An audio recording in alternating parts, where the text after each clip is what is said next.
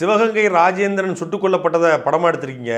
அந்த சிவகங்கை ராஜேந்திரனுடைய கல்லறை எங்க இருக்கு அப்படின்னு இன்னைக்கு இருக்கக்கூடிய தமிழர்கள் கேட்க ஆரம்பிச்சா, மொழிப்போரை பயன்படுத்தி நாங்க ஆட்சிக்கு வந்தோம், நாங்க தான் மொழிப்போரை முன்னணி நடத்தினோம், மாணவர்களின் தியாகத்தில் ஆட்சிக்கு வந்து சொல்றாங்கல்ல, அந்த சிவகங்கை ராஜேந்திரனுடைய கல்லறையை கண்டுகொள்ளாத அரசு இந்த அரசு. அந்த சிவகங்கை ராஜேந்திரனுடைய கல்லறை புதைக்கப்பட்ட இடத்தை நாம் தமிழர் மகிழ்ச்சி பணம் கொடுத்து வாங்கி அண்ணன் சீமான் பேர்ல பதிவு பண்ணி இப்பொழுது அந்த கல்லறையை நாம் தமிழர் மகிழ்ச்சி கட்ட போகிறது சிதம்பரம் பக்கத்துல. இந்த மொழிப்போர் தியாகம், இந்த பராசக்தி யாருக்கு பலன் கொடுக்கும்? சிவகங்கை ராஜேந்திரனுடைய கல்லறையே நாம் தமிழர் மகிழ்ச்சியுடைய சீமானுடைய பேர்ல தான் இருக்கு. இன்னைக்கு மொழிப்போரை பயன்படுத்தி ஆட்சிக்கு வந்த கலைஞர் கருணாநிதியின் கல்லறை 250 கோடியில 2.5 ஏக்கர்ல சென்னை மெரினா கடற்கரையில லீலா பேலஸுக்கு இணையா குளிரூட்டப்பட்ட கல்லறை. ஆனா அந்த மொழிப்போர்ல தன்னை எரித்து கொண்டு செத்த கீழப்பள்ளி சின்னசாமிக்கு மொத்தமே 8 அடிக்கு 6 அடி. திருச்சி உயர்கொண்டா வாய்க்கால் பக்கத்துல பொது கழிப்பறையை ஒட்டி விராலிமலை சண்முகத்திற்கு பொள்ளாச்சில ஒரு நினைவு தூவி வைங்க, ஒரு நினைவிடம் கட்டுக்குன்னு போன வருஷம் வரைக்கும் கோரிக்கை வைக்கிறாங்க.